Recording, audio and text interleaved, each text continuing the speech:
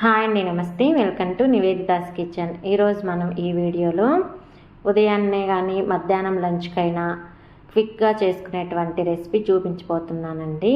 చాలా అంటే టేస్ట్ చాలా బాగుంటుంది. పిల్లలైనా పెద్దలైనా ఇష్టంగా తినేస్తారు. మరి ఎలా చేయాలో చూసేద్దాం. ముందుగా దానికోసం నేను ఒక బౌల్లో అన్నం తీసి పక్కన పెట్టుకున్నాను. ఇప్పుడు పెద్దదైతే ఒకటి, మీడియం సైజ్ అయితే 2 ఆనియన్స్ తీసుకొని కట్ చేసుకొని ఇలా పక్కన పెట్టేసుకోవాలి. అలాగే పెద్ద అయితే 2, మీడియం సైజ్ అయితే 3 టమాటాలు తీసుకొని కట్ చేసుకోవాలి.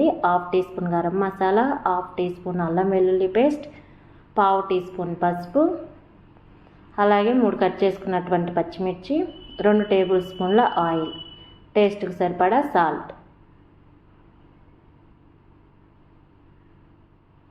ఒక రెమ్మ కరివేపాకు. ఇప్పుడు స్టవ్ ఆన్ చేసి ఒక ప్యాన్ పెట్టేసుకొని ఆయిల్ వేసుకోవాలి. ఆయిల్ ప్లేస్లో మీరు నెయ్యి అయినా వేసుకోవచ్చండి. ఇలా ఆయిల్ మొత్తం హీట్ అయ్యాక ఇందులో కట్ చేసుకున్నటువంటి పచ్చిమిర్చి వేసుకొని ఫ్రై చేసుకోవాలి. మీకు స్పైసీ కొంచెం ఎక్కువ కావాలనుకుంటే ఇంకొకటి 2 పచ్చిమిర్చిని కూడా వేసుకోవచ్చు. ఇప్పుడు కట్ చేసినటువంటి ఆనియన్స్ వేసుకోవాలి. మొత్తం కూడా ఒకసారి ఇలా కలుపుకొని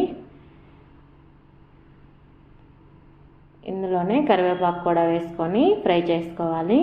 ఆనియన్స్ కలర్ చేంజ్ అయ్యేంత వరకు ఫ్రై చేసుకోవాలి.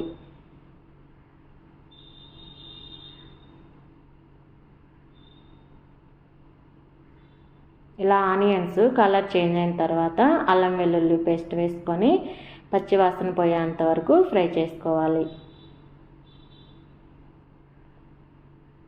ఇలా అల్లం వెల్లుల్లి పేస్ట్ ఫ్రై అయిన తర్వాత ఇప్పుడు కట్ చేసుకున్నటువంటి టమాటాలు కూడా వేసుకొని మొత్తం కూడా ఒకసారి బాగా కలుపుకొని మూత పెట్టేసుకొని టమాటా మొత్తం మగ్గేంత వరకు ఫ్రై చేసుకోవాలి. ఇలా టమాటా మొత్తం మగ్గింది కదా, ఇలా మగ్గిన తర్వాత ఇందులోకి గరం మసాలా,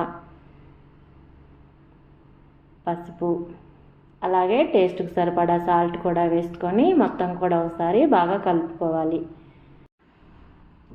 ఇప్పుడు అన్నం కూడా వేసుకొని బాగా కలుపుకోవాలండి. ఇలా మొత్తం అన్నం వేసుకున్న తర్వాత కూడా మొత్తం కలిసేటట్టు బాగా కలిపేసుకోవాలి. పిల్లలు కూడా చాలా ఇష్టంగా తినేస్తారండి. అంతే అండి, ఎంతో టేస్టీగా ఉండేటువంటి టమాటా రైస్ రెడీ అయిపోయింది. ఈ వీడియో కానీ నచ్చినట్లయితే లైక్ చేయండి, మీ ఫ్రెండ్స్కి రిలేటివ్కి షేర్ చేయండి. నివేదితాస్ కిచెన్ ఛానల్ని సబ్స్క్రైబ్ చేసుకోండి.